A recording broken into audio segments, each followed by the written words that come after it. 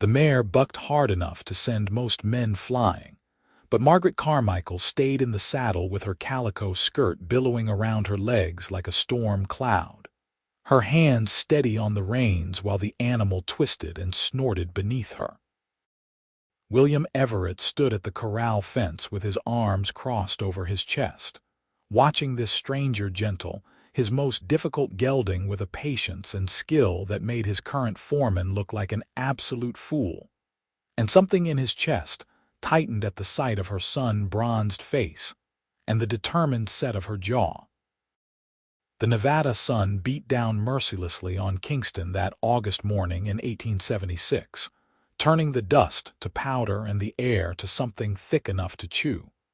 But the woman in the corral seemed not to notice the heat as she murmured low words to the frightened animal and slowly brought him down from his panic. William had been running the Double E Ranch for 8 years since his father died, and in all that time, he had never seen anyone work a difficult horse the way this woman was working Thunder. His foreman, Jake Sullivan, had declared the gray gelding unbreakable just that morning, had even suggested they sell him off to someone who did not mind a half-wild animal eating feed and taking up space. William had been about to agree when he saw the woman walking up the road toward his ranch, a worn canvas bag over her shoulder and her brown hair twisted into a practical braid that hung down her back. She had stopped at the corral fence and watched Thunder pacing and snorting for maybe 5 minutes before she turned to William and asked if he needed help with that horse. Jake had laughed out loud at the suggestion, had said something crude about women and horses that made William's jaw tighten with anger. But the woman had just looked at Jake with steady gray eyes and repeated her question to William. There was something in her face that made him say yes, made him open the corral gate and watch as she climbed over the fence with her skirt hitched up enough to show practical leather boots dusty from long travel. That had been 30 minutes ago, and now Thunder was walking calmly around the corral with the woman on his back, her hands gentle on the reins, and her voice still murmuring those low, soothing words. Jake stood on the other side of the corral spitting tobacco juice into the dust and scowling at the sight. He had worked for the Double E for 6 years, had been foreman for 3, and he clearly did not appreciate being shown up by a woman who had walked onto the property less than an hour ago. William found he did not much care what Jake appreciated anymore. He had been growing increasingly frustrated with his foreman's rough handling of the animals and his tendency to solve problems with force rather than thought. Watching this stranger work Thunder with such obvious skill and care made something click into place in William's mind, made him realize he had been tolerating poor work for far too long simply because Jake had been around for years, and it seemed easier than making a change. The woman brought Thunder to a stop near the fence where William stood and swung down from the saddle with easy grace despite her skirt. Up close, he could see she was younger than he had first thought, maybe 24 or 25, with sun-darkened skin and laugh lines around her eyes that suggested she smiled often despite whatever circumstances had brought her walking alone down a dusty Nevada road in the middle of August. She was beautiful in a practical, unadorned way that made his heart beat faster, and when she smiled at him his breath caught in his throat. "He is a good horse," she said, her voice low and warm. "Someone frightened him badly at some point, probably hit him or used spurs too hard. He just needs to learn that not all people will hurt him. You have a gift," William said, and meant it. "My foreman said he was unbreakable." The woman glanced over at Jake, who was still scowling and spitting. "Your foreman does not know much about horses, then. Or maybe he knows about breaking them but not about gentling them. There is a difference." "What is your name?" William asked. "Margaret Carmichael. Most people call me Meg." "William Everett. This is my ranch." He held out his hand and she shook it firmly, her palm calloused from hard work and her grip strong. "Where are you headed, Miss Carmichael?" "Just Meg, please. And I am not entirely sure, to be honest. I have been working my way west from Kansas, taking jobs where I can find them. I am good with horses and decent with cattle, and I can outwork most men when it comes to ranch work, though I know that is not something most men want to hear." "I want to hear it," William said. "In fact, I want to offer you a job." Jake's head snapped up at that, and he strode over to the fence with his face red with anger. "Boss, you cannot be serious. She is a woman. She cannot do the work of a foreman." "I did not offer her the work of a foreman," William said calmly. "I offered her a job. And from what I just saw, she can do the work better than you have been doing it." Jake's face turned an even darker shade of red. "I have been working this ranch for 6 years. I have been foreman for 3. You cannot just replace me with some woman who walks up off the road." "I can do whatever I want," William said, his voice still calm but with an edge of steel beneath it. "This is my ranch, and I am tired of watching you handle animals roughly and then declare them unfit when they do not respond well to being beaten. Miss Carmichael just gentled a horse you said was unbreakable, and she did it in less time than it took you to give up on him."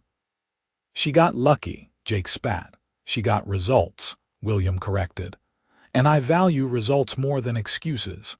You are fired, Jake.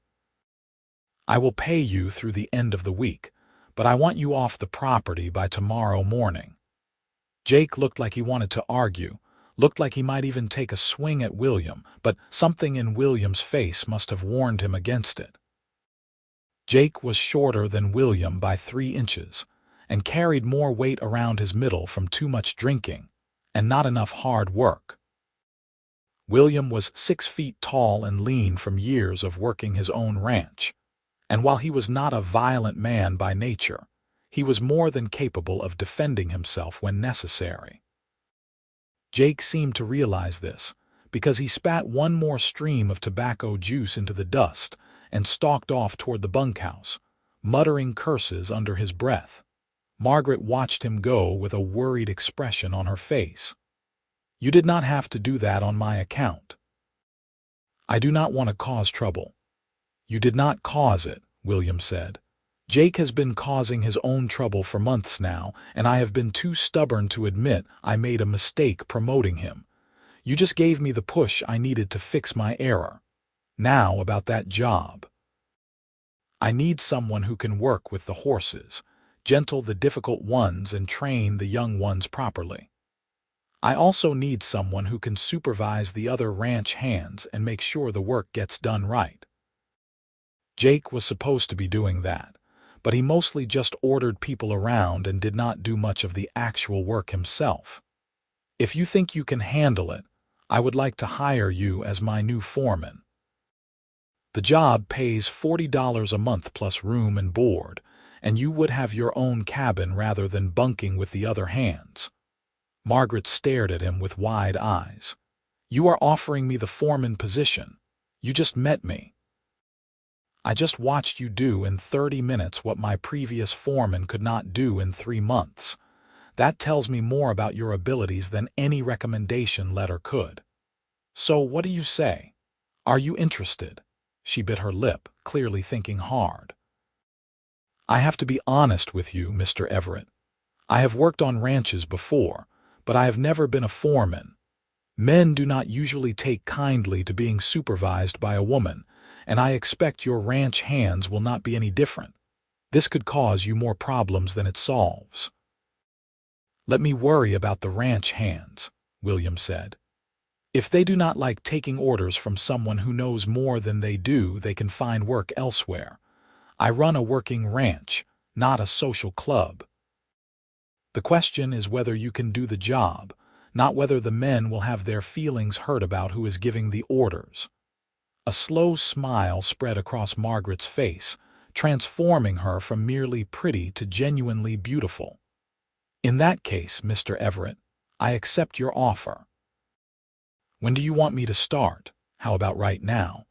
We have two more difficult geldings that need work, and I would like to see if you can work the same magic on them that you worked on Thunder." Margaret's smile widened. "I will do my best. Where are they?" William led her to another corral where two more gray geldings paced nervously. These were Thunder's brothers from different years, all three of them sired by the same difficult stallion who had died 2 winters ago in a hard freeze.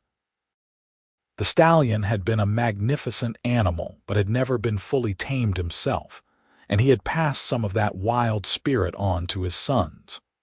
William had hoped to use them as working horses, but Jake had mishandled them so badly that they were nearly as skittish as wild mustangs. Margaret studied the 2 horses for a long moment, then nodded to herself. "Same problem as Thunder. They have been scared and probably beaten. It will take time, but they can be gentled. Do you have other work that needs doing first, or would you like me to work with them now?" "Now would be good," William said. "I will have one of the hands show you to your cabin later and help you get settled. For now, I just want to watch you work." So he stood at the fence and watched as Margaret climbed into the corral with the 2 nervous geldings.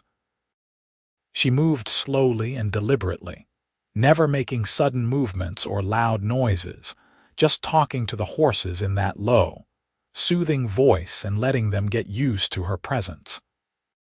It took her an hour to get a halter on the first one, a horse called Storm, and another hour after that to get him calm enough to accept a saddle. By the time the afternoon sun was slanting low across the desert, she had Storm walking circles around the corral with her in the saddle, his ears forward and his steps steady. The other ranch hands had gathered to watch by then. 7 men ranging in age from 19 to 50-something, all of them staring at the woman in the corral with expressions that ranged from admiration to skepticism. William called them over and made the announcement that Margaret was now the foreman, and he watched their faces carefully to gauge their reactions. Most of them seemed surprised but not hostile, though one older hand named Pete looked distinctly unhappy about the situation. "You have something to say, Pete?" William asked. Pete shifted his weight and looked down at his boots. "No disrespect intended, boss, but putting a woman in charge seems like asking for trouble. The boys might not take kindly to it." "The boys will take kindly to whatever I tell them to take kindly to," William said firmly. "Miss Carmichael has more skill with horses than anyone I have seen in years, and she will do a better job than Jake did. If anyone has a problem with that, they can draw their pay and leave. This is not a democracy. I make the decisions on this ranch, and I have decided she is the new foreman. Anyone who cannot live with that decision knows where the door is." Nobody moved. After a moment, Pete nodded reluctantly. "Fair enough, boss. If you say she can do the job, I reckon we will give her a chance to prove it." "That is all I ask," William said. He turned to a younger hand named Charlie, a friendly kid of about 20 with red hair and an easy smile. "Charlie, after Miss Carmichael finishes with Storm, show her to the foreman's cabin and help her get settled. Make sure she has everything she needs." "Yes, sir, Mr. Everett," Charlie said, looking pleased to have been given a task that involved helping the pretty new foreman. William went back to the main house to take care of paperwork, but he found himself constantly distracted by thoughts of Margaret Carmichael. There was something about her that had captured his attention completely, something beyond just her skill with horses or her practical beauty. She had a quality of quiet confidence that he found deeply attractive, a sense that she knew exactly who she was and did not need anyone's approval to be that person. In a time and place where most women were expected to be decorative and domestic, Margaret was neither, and William found that absolutely fascinating. He had not been seriously interested in a woman since Sarah Winters had turned down his marriage proposal 3 years ago, and married a banker from Carson City instead. Sarah had been beautiful and refined, the kind of woman his mother would have approved of, but she had made it clear that she had no interest in being a rancher's wife and living in a dusty Nevada town. The rejection had stung, but in retrospect, William thought it might have been for the best. Sarah would have been miserable on the ranch, would have resented the hard work and isolation, and he would have been miserable trying to make her happy. Margaret, on the other hand, seemed like the kind of woman who would thrive in ranch life. She was already thriving, actually, if her work with the horses was any indication. William found himself wondering what her story was, what had brought her walking alone down that dusty road with nothing but a canvas bag and her considerable skills. Most women did not travel alone in 1876, especially not in the rough country of Nevada Territory. The fact that Margaret did suggested either desperation or remarkable independence, and he found himself hoping it was the latter. He was still thinking about her when Charlie knocked on his door an hour later to report that Margaret was settled in the foreman's cabin, and that she had already started making plans for training all 3 of the difficult geldings. William thanked him and went back to his paperwork, but his mind kept wandering to the cabin across the yard where Margaret was presumably unpacking her few belongings and getting ready for dinner. The Double E Ranch employed a cook named Mrs. Patterson, a widow in her 50s who prepared meals for William and any hands who wanted to eat in the main house rather than cooking for themselves in the bunkhouse. William usually ate alone at the big table in the dining room, but that evening he invited Margaret to join him, curious to learn more about his new foreman and aware that eating alone with her might raise eyebrows among the more traditional ranch hands. Margaret arrived promptly at 6 o'clock wearing the same calico skirt and a clean white blouse, her hair still in its practical braid. She looked nervous as she stepped into the dining room, her gray eyes taking in the polished wood furniture and the paintings on the walls. William realized with a start that she probably thought he was wealthier than he actually was. The house had belonged to his parents and still bore his mother's touch in its decoration, but the ranch itself was only moderately prosperous, and William lived more simply than the furnishings suggested. "Please, sit down," he said, gesturing to the chair across from his. "Mrs. Patterson has made beef stew and fresh bread, and she is a much better cook than you would expect to find on a ranch in the middle of nowhere." Margaret sat down carefully, her posture perfect. "This is very kind of you, Mr. Everett. I could have eaten in the bunkhouse with the other hands. Call me William, please. And I thought it would be good for us to talk about how you want to handle the work. You are the foreman now, which means you need to understand what I expect from this ranch and what resources you have to work with." They talked through dinner about horses and cattle, about the layout of the ranch and the strengths and weaknesses of the various hands. Margaret listened intently and asked intelligent questions, and William found himself impressed yet again by her quick mind and practical knowledge. She had clearly worked on several different ranches and had learned from each experience, absorbing techniques and approaches from different regions and different types of operations. "How did you learn so much about horses?" William asked finally, genuinely curious. "Most people I know who have your level of skill learned from a parent or grew up around racing stables. But you said you came from Kansas, and from the way you talk, it sounds like you learned on the job rather than growing up with it." Margaret's expression became guarded, and she looked down at her plate. "My father was a farmer, not a rancher. He died when I was 16, and my mother died 2 years before that of pneumonia. I had no other family, so I had to find work. The closest ranch needed help, and the owner was willing to teach me in exchange for labor. I worked there for 3 years, learning everything I could, and then I moved on to another ranch and learned more. I have been working my way west ever since, always looking for new opportunities and new things to learn." "That must have been hard," William said quietly. "Being on your own so young." She shrugged, but he could see the tension in her shoulders. "It was hard at first, but I got used to it. And I learned that I prefer being independent to being dependent on someone else. Every ranch I have worked on, I have had to prove myself over and over again because people assume a woman cannot do the work. But I can do the work, and I can do it better than most men. That knowledge keeps me going when things get difficult." "You will not have to prove yourself to me," William said. "I saw what you can do today, and that is proof enough. But I will not lie to you and say the hands will all accept you immediately. Some of them will test you, will try to see if you really know what you are talking about or if you are just lucky. How you handle that will determine whether they respect you or not." Margaret met his eyes steadily. "I have dealt with men trying to test me before. I know how to handle it." "I believe you," William said, and realized he meant it completely. They talked for another hour, until the summer darkness fell over the ranch and the coyotes started howling in the distant hills.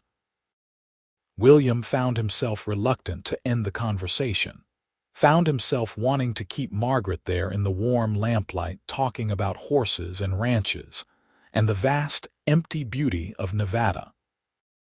But finally, she stood and thanked him for dinner and the opportunity, and he walked her to the door and watched her cross the yard to her cabin, her figure silhouetted against the light spilling from the bunkhouse windows.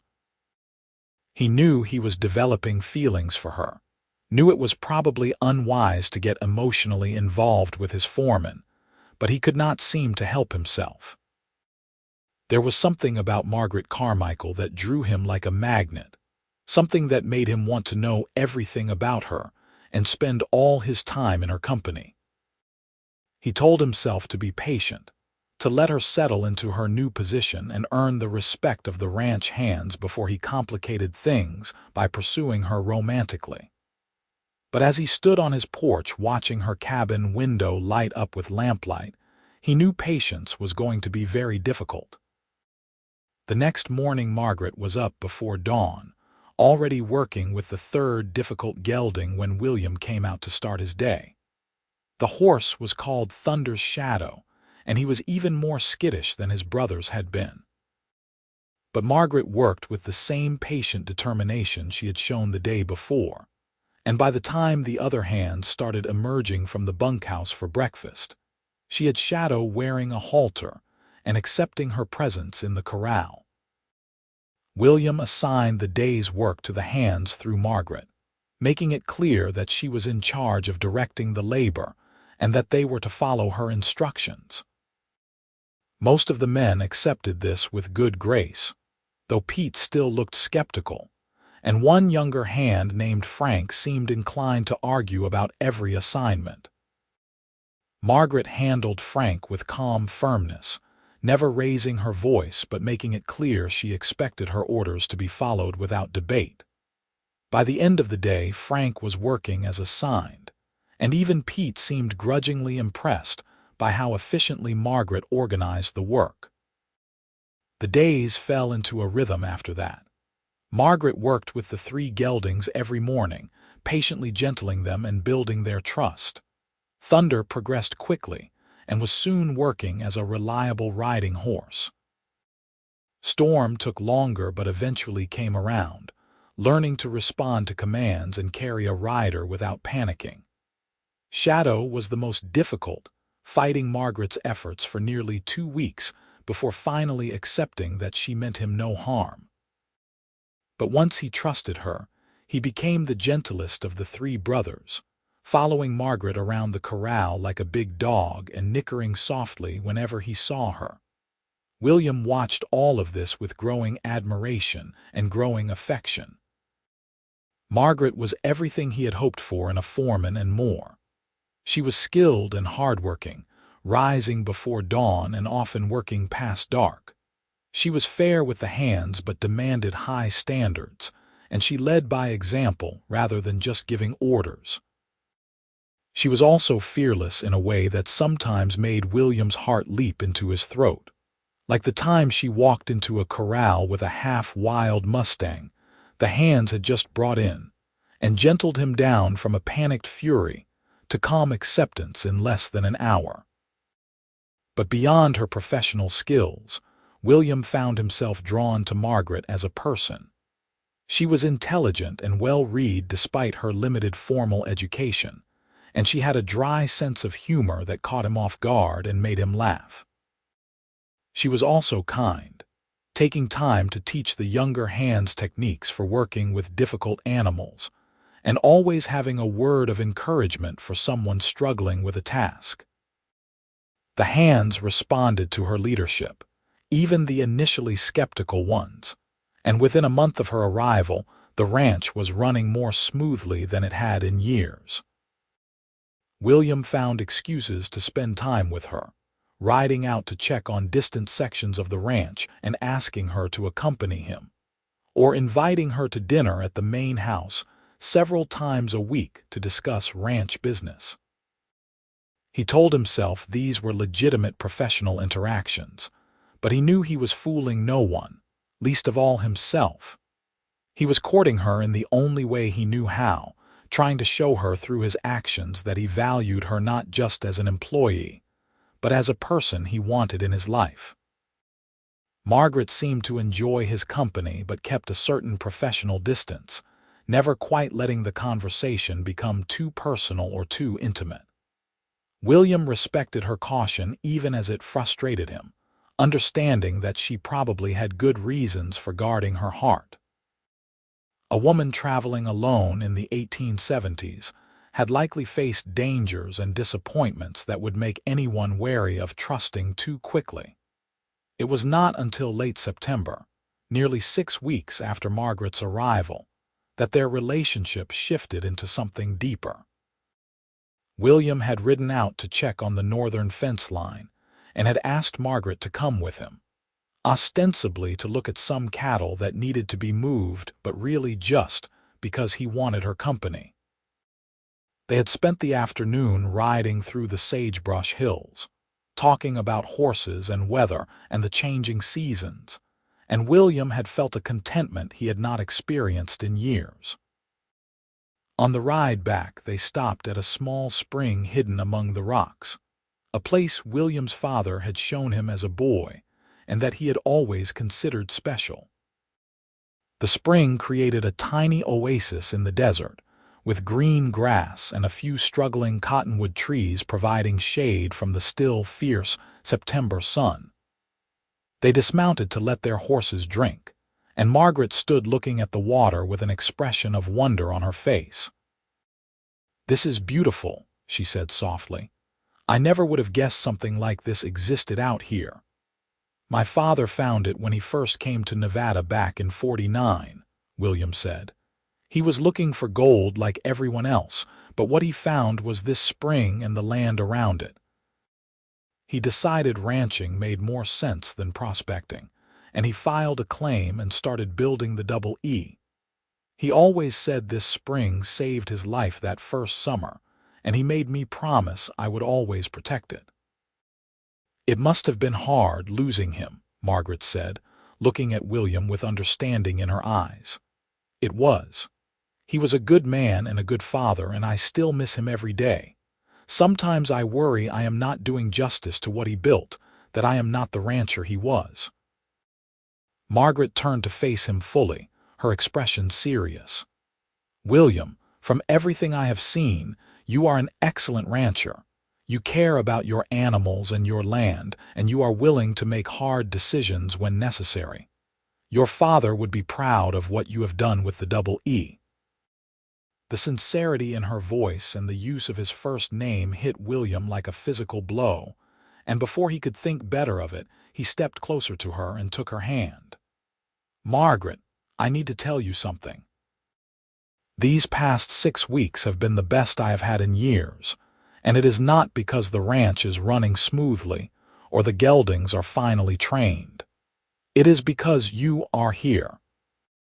I look forward to seeing you every morning, and I find excuses to spend time with you, because being near you makes me happy. I know this probably is not appropriate given that you work for me, and I promise I will never use my position to pressure you into anything. But I had to tell you how I feel because keeping it inside was becoming impossible. Margaret looked down at their joined hands, her expression unreadable. For a long moment she said nothing, and William felt his heart sink, certain he had just ruined everything by speaking too soon. But then she looked up at him, and there were tears shining in her gray eyes. "I feel the same way," she said, her voice barely above a whisper. "I have been trying not to, trying to keep things professional and maintain proper distance. But the truth is I think about you constantly, and I look for reasons to be near you, and these past weeks have been happier than I have been in years. I am terrified of letting myself care about someone because every time I have cared about someone, they have either left or died or disappointed me. But I cannot seem to help myself with you." William felt like his heart might burst from his chest. He raised his free hand to cup her face, his thumb gently wiping away a tear that had escaped down her cheek. "I will not leave you," he said firmly. "And I will do everything in my power not to disappoint you. I know I cannot promise I will never die because none of us knows what the future holds. But I can promise that, for as long as I am alive, I will do my best to make you happy and keep you safe." "That is all anyone can promise," Margaret said. And then she was in his arms and he was kissing her, gentle at first and then with increasing passion as she responded eagerly. Her lips were soft and tasted faintly of the coffee she had drunk that morning, and her body fit against his perfectly, all her strength and determination evident in the way she held him. They kissed until they were both breathless, and when they finally pulled apart they were both smiling like fools. "This changes things," Margaret said, her hand resting on William's chest. "The hands will talk if they realize we are courting.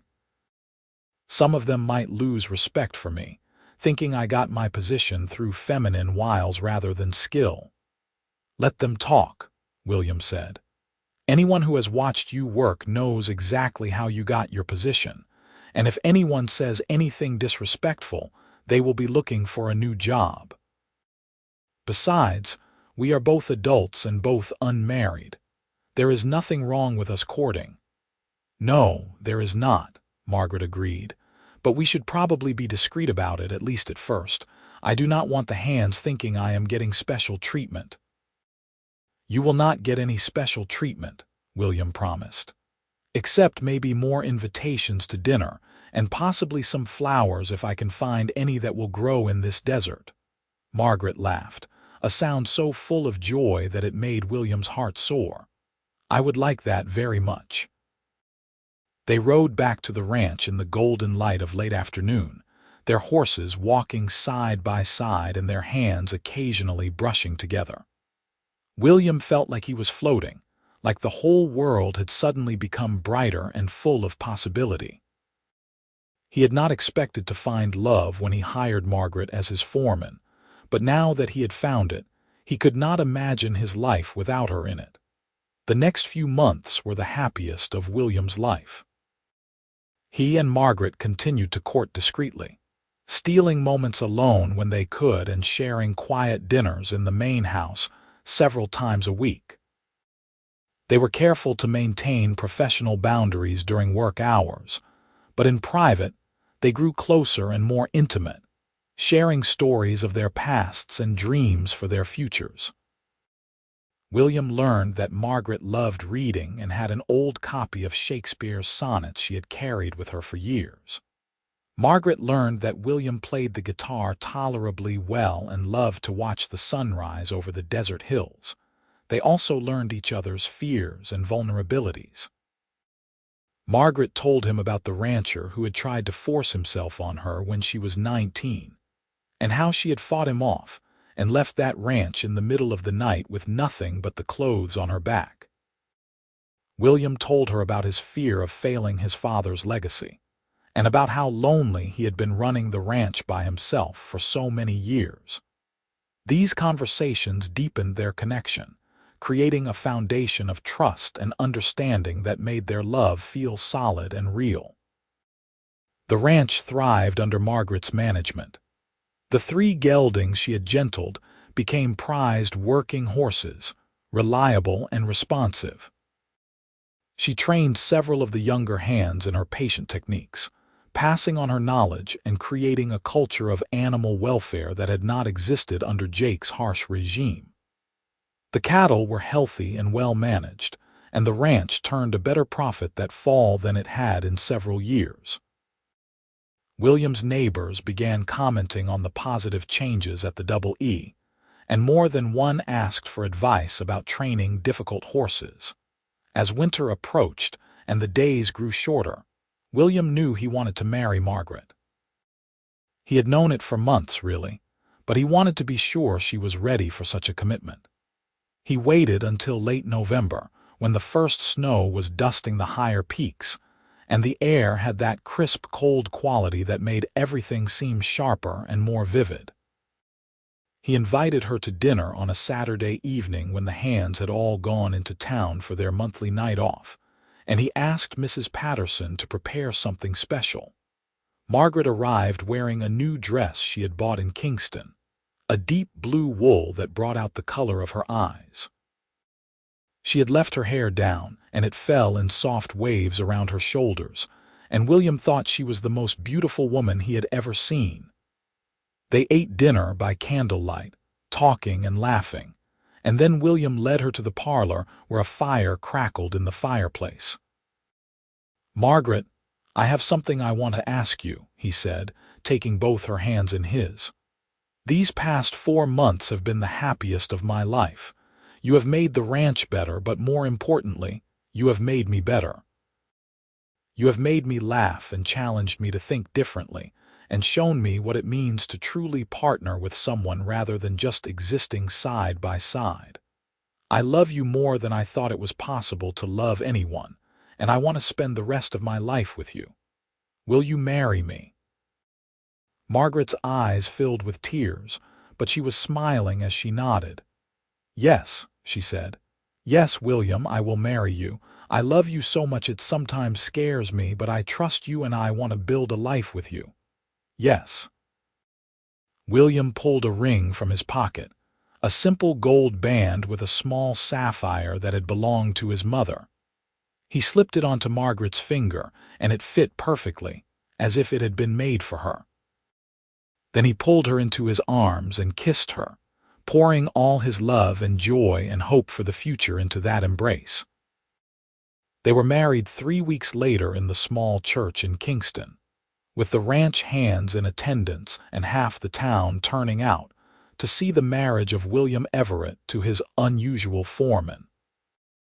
Margaret wore a simple white dress and carried a bouquet of dried sage and desert flowers, and William wore his best suit and could not stop grinning like an idiot throughout the entire ceremony. The celebration afterward at the ranch was loud and joyous, with music and dancing and enough food to feed an army. Even Pete, who had been skeptical of Margaret in the beginning, stood up and made a toast to the happy couple, declaring that Margaret was the best foreman the Double E had ever had, and that William was a lucky man. William could not have agreed more. As he danced with his new wife under the stars while the ranch hands played fiddle music and the coyotes sang in the distance, he felt a completeness he had never experienced before. Margaret was his partner in every sense of the word, his equal and companion, and he knew their life together would be built on a foundation of mutual respect and genuine love. Margaret moved her things from the foreman's cabin into the main house, and they settled into married life with surprising ease. She continued to work as foreman during the day, managing the hands and training horses, while William handled the business side of the ranch and worked alongside her when needed. In the evenings, they had dinner together and talked about their day, and at night they fell asleep in each other's arms, grateful for the unexpected blessing of having found each other. The winter of 1876 into 1877 was mild by Nevada standards, with only a few serious snowstorms and plenty of days when the sun shone bright, and the temperatures climbed into the 40s. The ranch animals stayed healthy, and the hands stayed busy with winter repairs and preparations for spring calving. William and Margaret spent Christmas quietly together, exchanging small gifts and enjoying the rare luxury of a day with no work that had to be done. In February, Margaret realized she was pregnant. She told William one evening after dinner, her face glowing with joy and nervousness.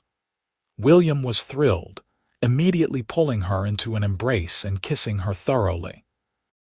They had talked about wanting children, but had not expected it to happen so soon. The pregnancy progressed smoothly, though Margaret insisted on continuing to work as foreman despite William's concerns about her overexerting herself. She did modify her activities as she grew larger, letting the hands handle the more physically demanding horse work, while she focused on supervision and training. The ranch hands were all respectful and protective of her condition, and even Frank, who had given her trouble in the beginning, seemed anxious to help her with anything she needed.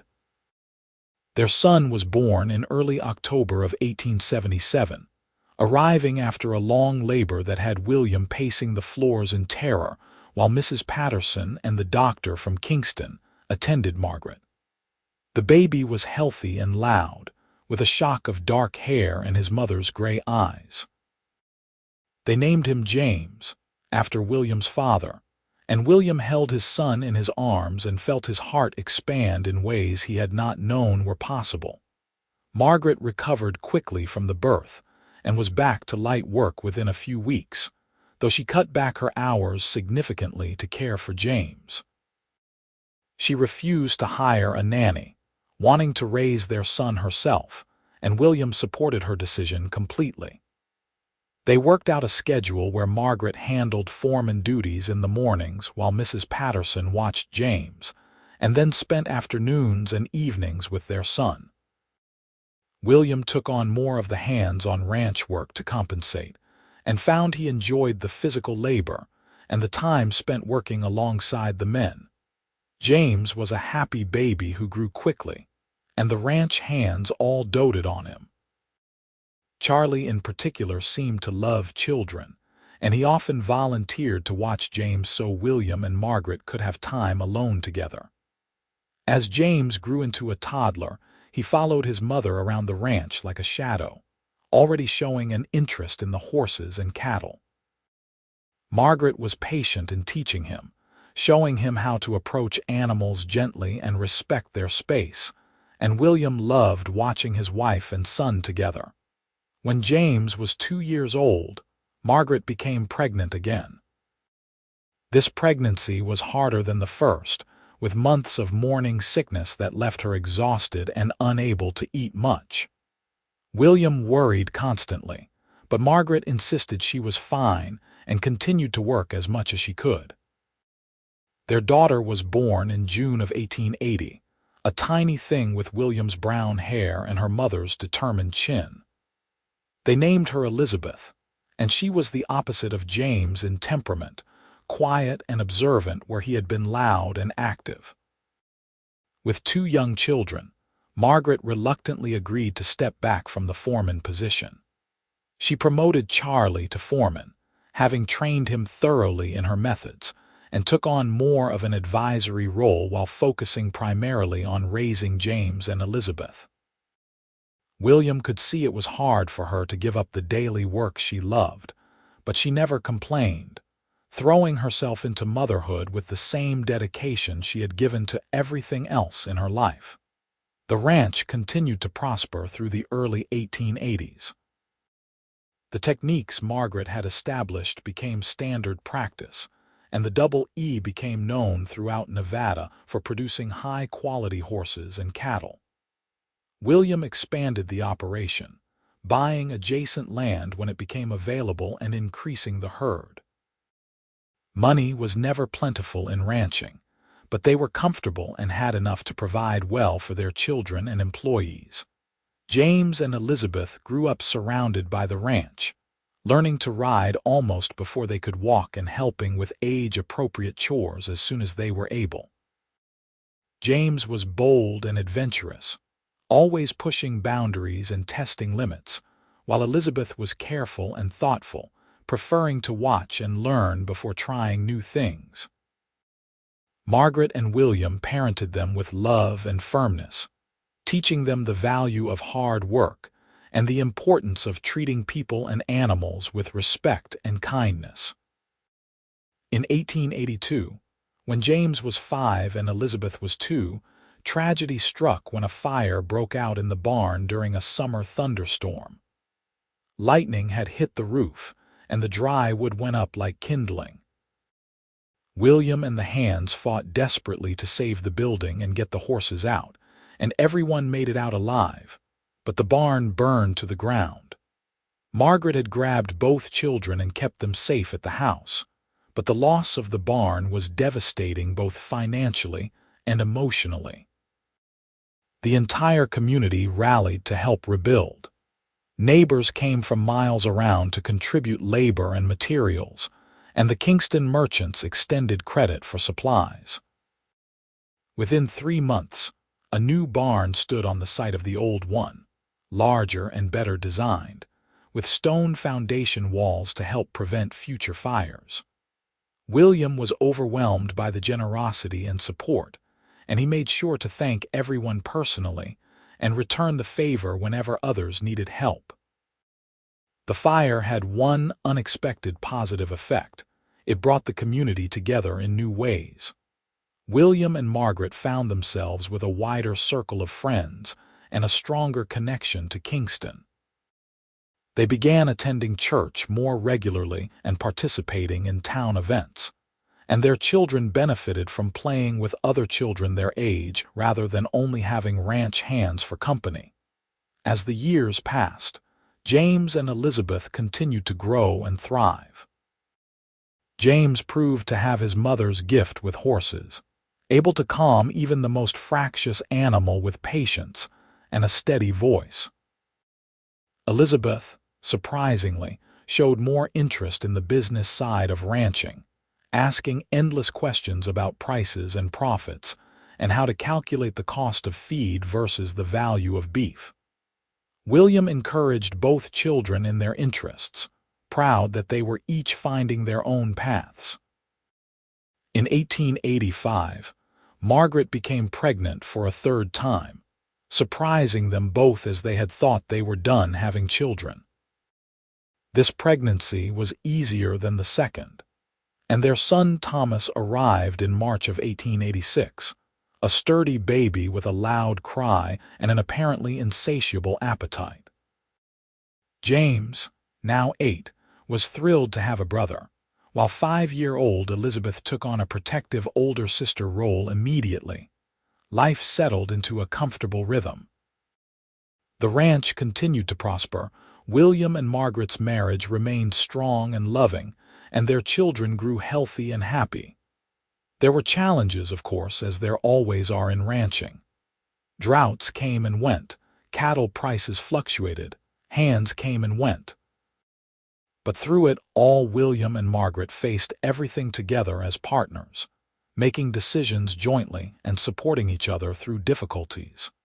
Pete retired in 1887 after nearly 20 years of ranch work, his body finally giving out from decades of hard labor.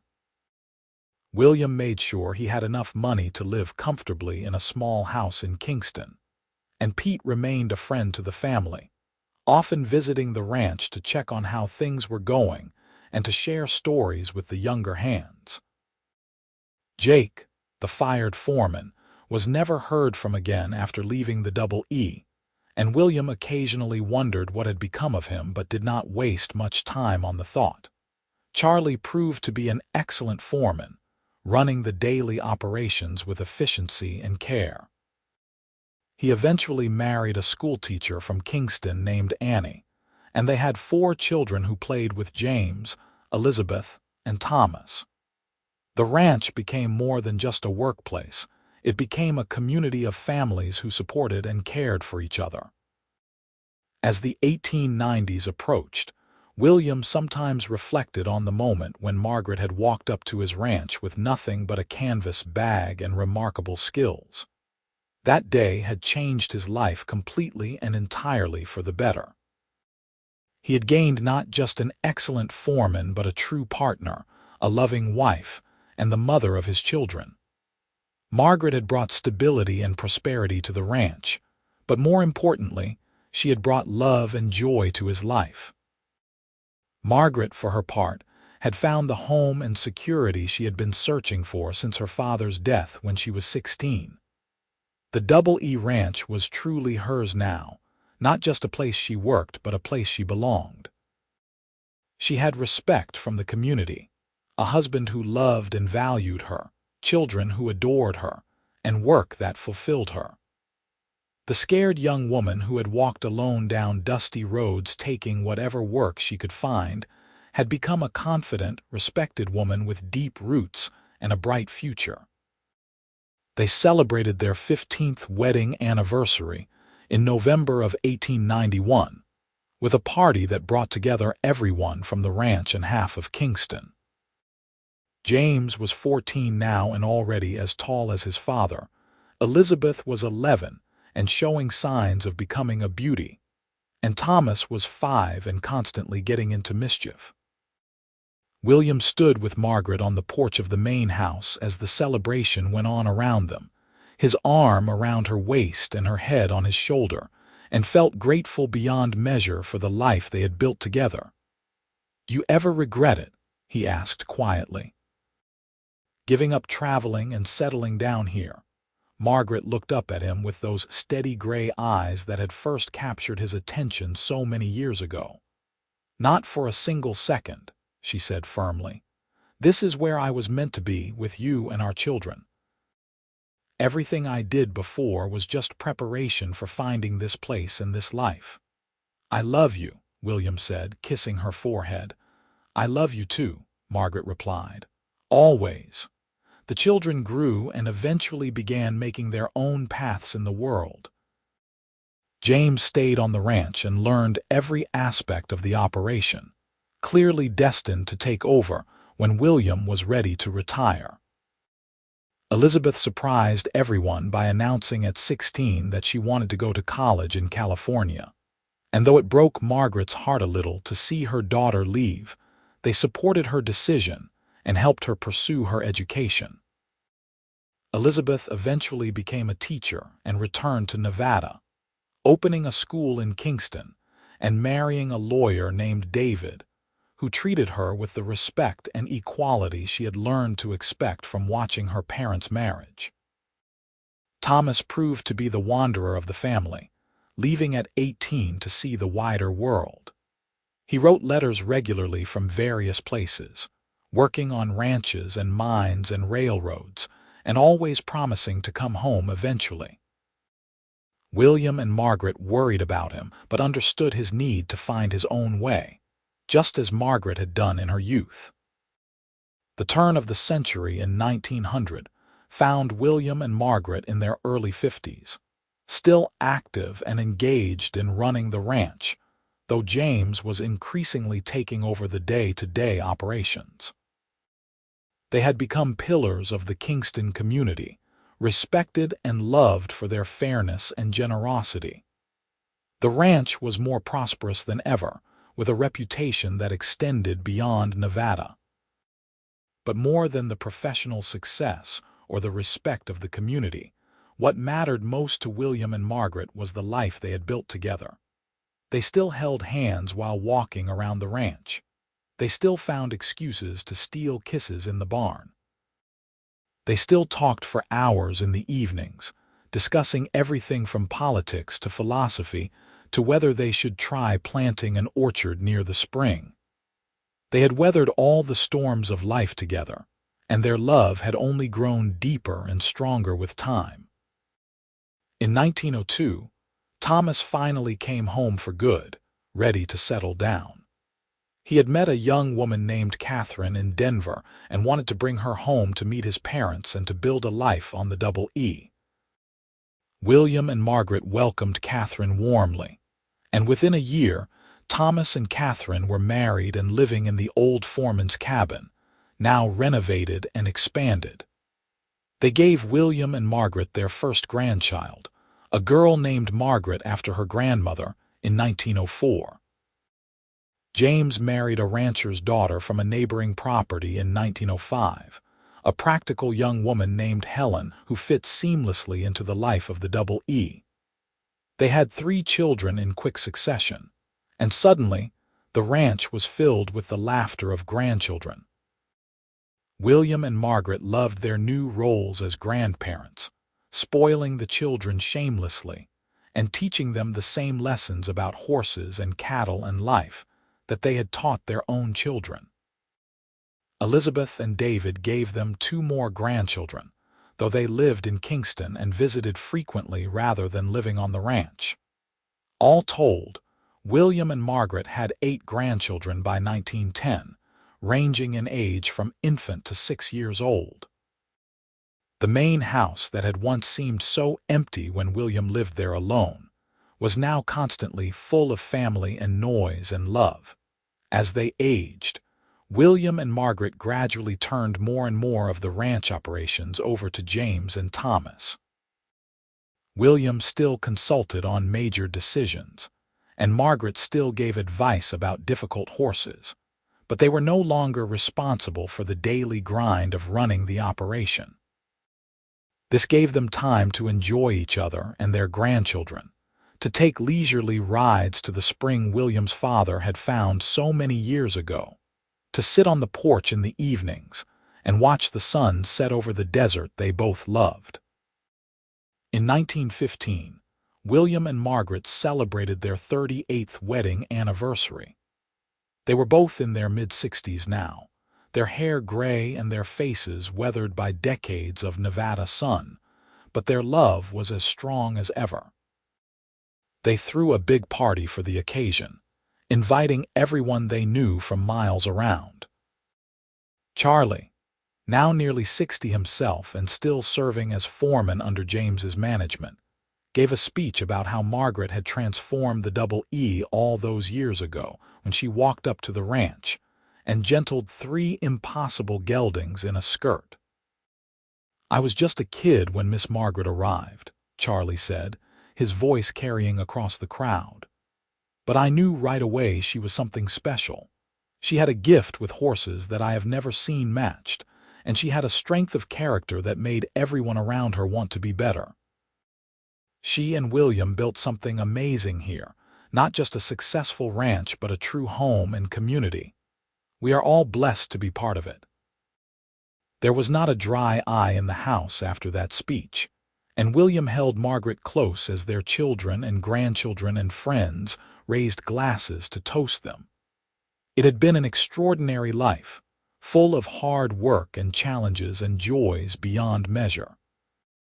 They had built the Double E into something that would last for generations, but more importantly, they had built a love that had withstood everything life threw at it. Thomas proposed a toast of his own. "To my parents, who taught us all what it means to truly partner with someone in life. Dad, you saw past convention and hired Mom when everyone else would have turned her away. Mom, you proved that skill and determination matter more than anyone's narrow-minded prejudices. Together you built not just a ranch but a legacy of respect and love that will continue long after we are all gone. We love you both, and we are grateful every day for your example." The celebration went late into the night, with music and dancing and stories shared by firelight. William and Margaret danced together as they had on their wedding night nearly 4 decades earlier, moving slowly to the fiddle music while their family and friends looked on with affection. William looked into Margaret's eyes, still that same striking gray despite the years, and felt the same surge of love and gratitude he had felt the first time he kissed her at the spring. "I would do it all again," he said softly. "Every moment, every challenge, every joy. As long as it was with you." "So would I," Margaret replied, her hand warm in his. "You gave me everything I did not even know I wanted. A home, a family, a purpose, and most of all, you gave me yourself. I have been blessed beyond measure." They continued to dance. Two people who had found each other against all odds and built a life worth celebrating. Around them, their children and grandchildren watched and learned what real love looked like, what it meant to choose each other every day for nearly 4 decades, what it meant to be true partners in every sense of the word. The years that followed were gentle ones. William and Margaret fully retired from ranch work in 1917, content to watch James and Thomas run the operation they had built.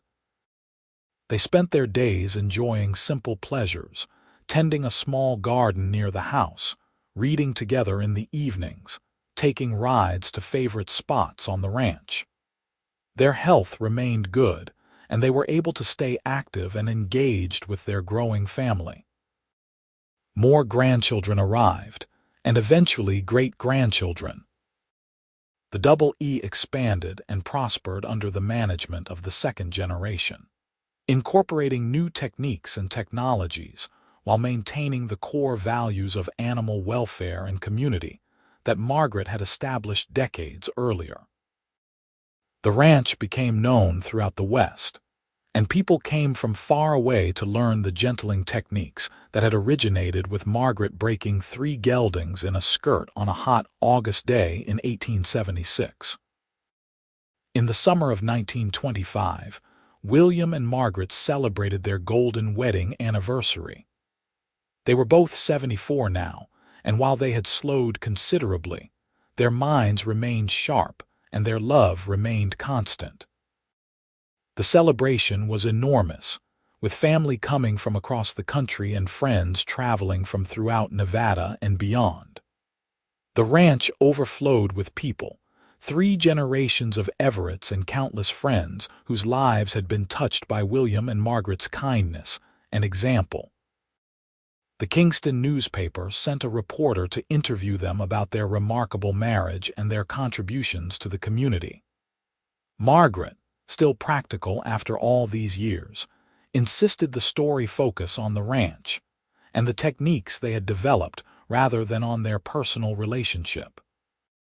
But William overruled her gently, telling the reporter that the real story was how a brave young woman had walked into his life and changed everything, how love and respect and partnership could build something that lasted half a century and beyond.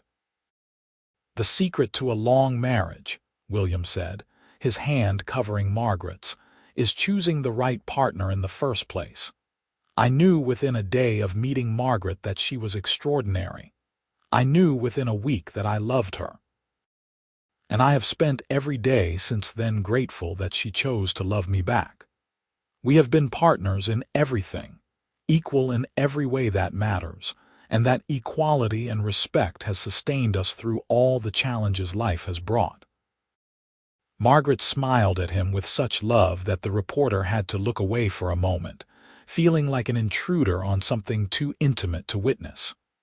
When she had composed herself, Margaret added, "William gave me something I had never had before, a place where I belonged completely. He valued my skills and my mind as much as he valued my heart. He never tried to diminish me or make me into something I was not. He let me be fully myself, and that is the greatest gift anyone can give." The article ran on the front page of the Kingston newspaper and was picked up by papers throughout Nevada and even some in California. People wrote letters congratulating them and thanking them for their example. Young women particularly seemed inspired by Margaret's story, writing to ask how they could pursue unconventional paths in life while still finding love and family. Margaret answered every letter personally, her handwriting shakier now, but her advice as sound as ever.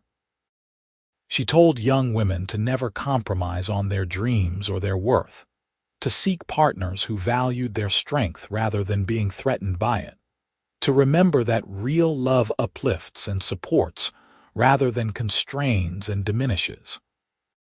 She told them about walking up a dusty Nevada road with nothing but hope and determination, about gentling horses and proving herself day after day, about finding a man who saw her as an equal and loved her for exactly who she was. William and Margaret's final years together were peaceful ones. They died within months of each other in 1928, William going first in his sleep after a quiet evening spent reading beside Margaret, and Margaret following him 3 months later, her body simply giving out from grief and the weight of 77 years of life fully lived. They were buried side by side on a hill overlooking the ranch they had built together, with a view of the spring where William had first told Margaret he loved her. The funeral drew hundreds of people, filling the Kingston church and spilling out into the street. James gave the eulogy, his voice breaking as he talked about parents who had shown him what it meant to live with integrity and love with your whole heart. He talked about his mother breaking 3 geldings in a skirt, and his father having the wisdom to see past convention and hire her. He talked about a partnership built on mutual respect and genuine affection, about 2 people who had faced everything life threw at them with courage and grace. They taught us all, James said, that love is not just a feeling but a choice you make every day. They chose each other every single day for more than 50 years, and they built something extraordinary together. This ranch, this community, this family, all of it exists because 2 people had the courage to see past society's expectations and build something based on genuine partnership and respect. We are all better for having known them, and their legacy will continue through all of us, and through everyone who learns the lessons they taught. The Double E Ranch continued to thrive for generations, always remaining in the family and always maintaining the standards of animal welfare and community that Margaret had established. The spring where William and Margaret had shared their first kiss became a family landmark, a place where Everetts brought their own loves to propose and to remember the foundation on which their family had been built. The story of how William and Margaret met became family legend, told and retold to each new generation. Children grew up hearing about the brave woman who walked onto the Double E with nothing but her skills and determination, who broke 3 impossible geldings in a skirt and caught the eye of a rancher wise enough to recognize her worth. They heard about a love built on respect and partnership, about 2 people who had faced life as equals and built something that lasted beyond their own lifetimes. In Kingston, a historical marker was eventually placed at the site of the old Double E Ranch, telling the story of Margaret Carmichael Everett, pioneering horsewoman and rancher, and William Everett, the man who had the wisdom to recognize her genius. The marker noted that their techniques for gentling difficult horses had influenced ranching practices throughout the American West, and that their marriage had been a model of partnership and equality in an era when such things were rare. But beyond the historical significance and the professional legacy, what mattered most was the love story at the heart of it all. 2 people from different backgrounds and circumstances who had found each other against all odds. A woman seeking a place to belong, and a man seeking someone to share his life with. A chance meeting that had turned into a 50-year partnership built on mutual respect, genuine affection, and the daily choice to love and value each other above all else. Their great-grandchildren and great-great-grandchildren grew up on the land William and Margaret had built together, riding horses descended from thunder and storm and shadow, working cattle using techniques Margaret had perfected, living in houses and barns that bore the mark of two people who had built something meant to last.